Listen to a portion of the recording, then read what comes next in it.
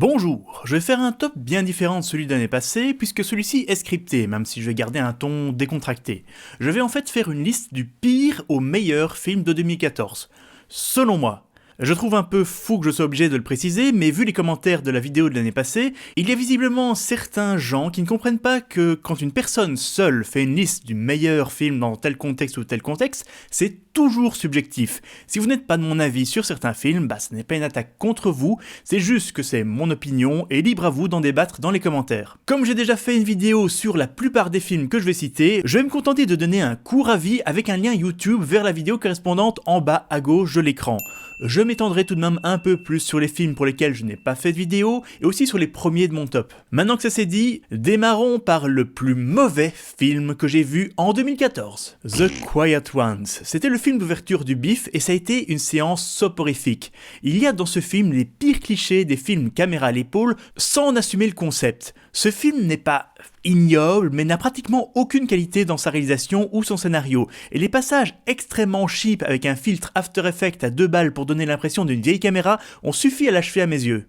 I, Frankenstein. Oui, je préférais revoir I, Frankenstein plutôt que The Quiet Ones, ça vous donne un ordre d'idée. I, Frankenstein est juste un film vraiment bête. Il y a quelques combats relativement fun, mais ils sont loin d'être assez bien pour que l'on lui pardonne le reste. Étant un fan absolu de toutes les histoires relatives au Dr Frankenstein, j'ai senti mon intelligence d'autant plus insultée.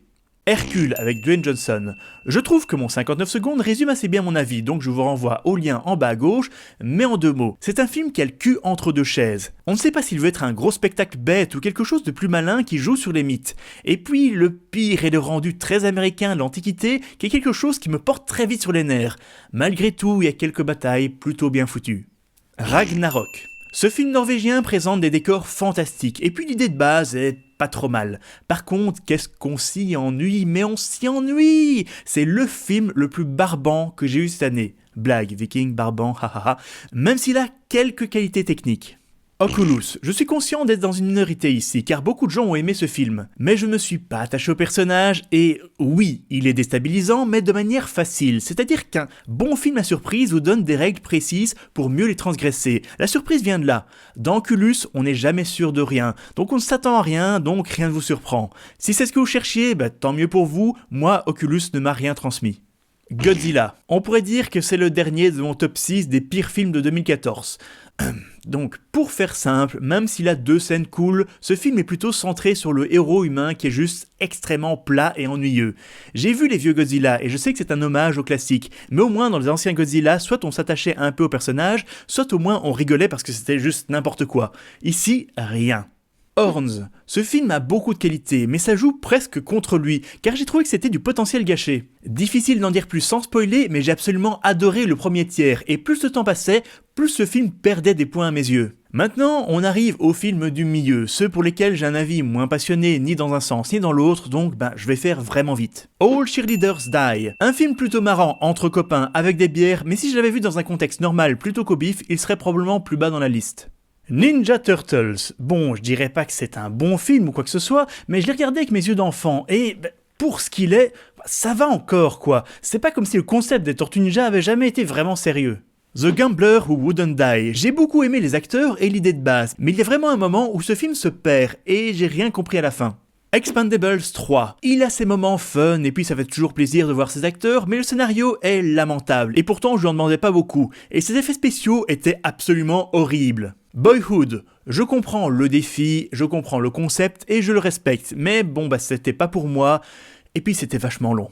Killers, à nouveau bon concept, même si très différent de Boyhood, mais qui ne prend pas beaucoup de risques. Je trouve que ce film manque à la fois d'horreur psychologique et d'horreur visuelle. Il aurait été mieux avec un Takeshi Miike aux commandes. Patchtown, une chouette ambiance et une idée poussée jusqu'au bout, mais c'est une bonne histoire pour un court-métrage, pas pour un long-métrage. The Salvation. La faute principale de ce film est d'être si générique. C'est juste un western banal, pas mauvais mais déjà vu. Et puis, les flammes et les fumées en After Effects à la fin, ça faisait pas sérieux pour un sou. Lucy. Pas si bas que ça au final, c'est un film qui se laisse regarder facilement, même si certains choix dans le scénario et la réalisation m'ont fait vraiment tiquer. Omnivoros. Avec le recul, j'ai peut-être été trop gentil avec ce film. Il y a quelque chose d'amateur dans l'écriture et les réalisations, mais d'un autre côté, c'est justement ce qui le rend encore plus réaliste et viscéral. Return to Nukem High Volume 1, du pur trauma. Il ne faut pas chercher autre chose que du fun basique gore. Ce n'est vraiment pas le genre de film à regarder tout seul avec un verre d'eau en main, mais plutôt en groupe avec des bières. L'honneur du dragon 2. L'un des moins bons Tony Jaa que j'ai vu, il faut avouer. Il compte beaucoup trop sur des pseudo-cascades numériques, alors que ce qui fait la force du cinéma asiatique, c'est justement les cascades réalistes. Mais il y avait quand même quelques combats sympas. Ablation. À nouveau, un film viscéral. Le jeune réalisateur est très prometteur et le style reste très d'élépine, même si ça n'est vraiment pas son meilleur film. Police Story 2013. Jackie Chan a vieilli, son meilleur est derrière lui et ça on le sait. J'ai l'impression que ce film a déçu beaucoup de monde, peut-être parce que les attentes étaient trop hautes. Moi j'ai aimé ce film, même s'il a un sérieux problème au niveau du montage. Time-lapse, une idée sympa soulevant quelques questions sur le voyage dans le temps, plus ou moins. C'était quand même pas mal, même si après l'avoir vu une fois, il n'y a aucun intérêt à le revoir. Goal of the Dead, il a ses moments drôles, c'est certain. Il a aussi ses moments lents et un peu chiants. Je pense qu'il y aurait eu moyen de revoir un peu le rythme et les dialogues, mais bon, je vais pas faire trop difficile, ça fait quand même plaisir de voir une bonne comédie d'horreur française. Higa! Ce film indien était super bizarre, super bizarre, mais le concept est vraiment poussé à son maximum, et le méchant est tellement bon dans son rôle, c'était quand même bien marrant. La French. J'ai bien aimé ce film, j'ai du mal à dire ce qui lui manquait, mais il y a un petit quelque chose qui n'est pas passé et il ne m'a pas touché non plus. Ce film a un sacré casting, et c'est pour ça que ça me fait vraiment bizarre de dire que je pense que les acteurs n'étaient pas très bien choisis. Gilles Lelouch est un très bon acteur, mais j'ai trouvé que son Tani n'était pas assez intimidant. Et Jean Dujardin n'est pas très bon, honnêtement. Je ne suis pas le plus grand fan de Dujardin, mais je trouve qu'il y a certains rôles où il est parfait. Et puis, il y a les autres rôles. Franchement, c'est quand même un bon film, mais j'ai l'impression qu'il aurait pu être mieux avec quelqu'un d'autre dans le rôle principal. Catacombe. Ce film a quelques gros problèmes, mais il m'a agréablement surpris. Dans le genre found footage movie, il reste assez classique, mais il a ses bons moments et il est arrivé à me prendre aux tripes. After the Dark, que j'ai découvert sous le nom de The Philosophers. Mettre ce film aussi haut me met dans une minorité. Oui, c'est de la masturbation intellectuelle et c'est un film qui n'a aucun enjeu, mais j'ai trouvé bien construit, bien joué, et j'ai trouvé qu'il posait des questions intéressantes. Salsa Fury, ou Cuban Fury selon. Une bonne comédie anglaise qui reste quand même bien loin des excellentes comédies anglaises. Il a malgré tout quelques dialogues bien drôles et les acteurs sont parfaitement castés. Et puis il y a la musique. Wrong Cops, je ne suis pas méga fan de Quentin Dupieux, mais il sait faire des histoires surréalistes. Le seul autre film de lui que j'ai vu était Rubber, et je préfère de loin Wrong Cops, qui a vraiment des personnages cultes. Nous allons maintenant passer au film que je coterais 8 sur 10 ou plus, et je suis absolument abasourdi par le nombre de films auxquels j'ai donné cette cote en 2014. C'est pour ça que je n'ai pas arrêté de répéter que c'était une très bonne année. L'étrange couleur des larmes de ton corps. Dans le genre surréaliste, on a là un tout autre niveau. C'est un film viscéral. Aucun autre film mérite autant cette appellation. Il est dérangeant et n'a peut-être pas beaucoup de sens, mais ne cherche pas à en avoir. C'est une figure de style, du pur surréalisme qui fait hommage au giallo italien des années 70.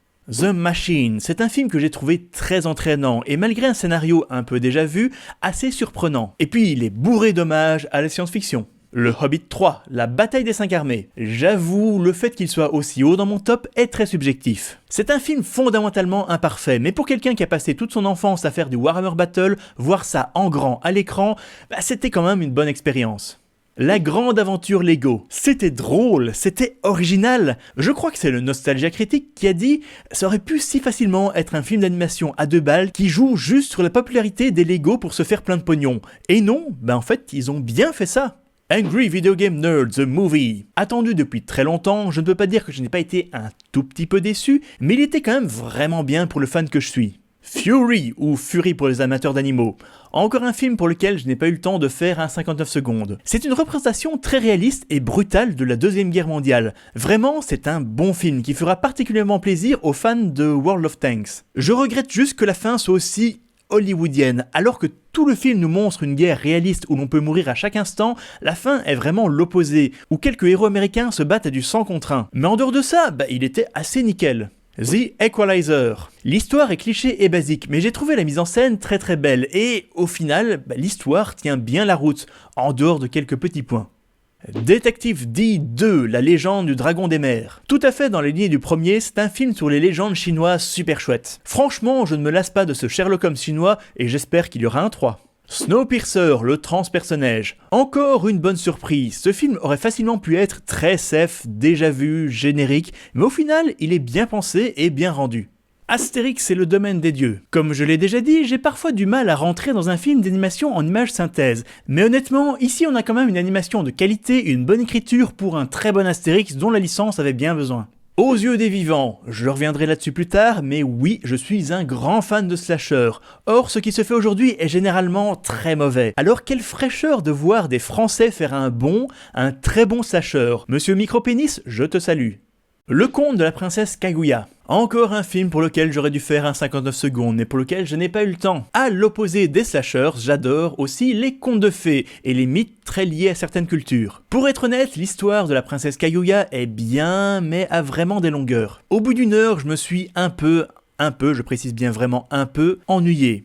Mais qu'est-ce que c'était beau! Bon Dieu, que ce dessin animé est beau visuellement! Je ne peux pas lui faire justice par des mots, il faut le voir pour le croire. The Grand Budapest Hotel. C'est mon premier Wes Anderson et j'étais comblé par sa mise en scène originale, ses costumes, ses décors et surtout ses personnages. Il faudrait que je me regarde les autres, tiens. Zero Theorem ou Zéro Théorème. Je l'ai dit et redit, pas le meilleur Terry Gilliam, mais un très bon film quand même. À ma première vision, j'étais un peu confus car l'histoire prend un chemin inhabituel, mais je l'ai pleinement apprécié quand je l'ai revu pour faire mon envers du raccord sur Terry Gilliam et que vous pouvez aller les voir maintenant parce que c'est important d'aller voir mon envers du raccord, allez-y. Age of Tomorrow. Je voudrais plus de films américains comme ça. Il utilise des codes simples et faciles à comprendre, mais de manière originale. Je me suis beaucoup amusé pendant ce film car il est bien réalisé, bien joué, drôle, prenant et assez surprenant.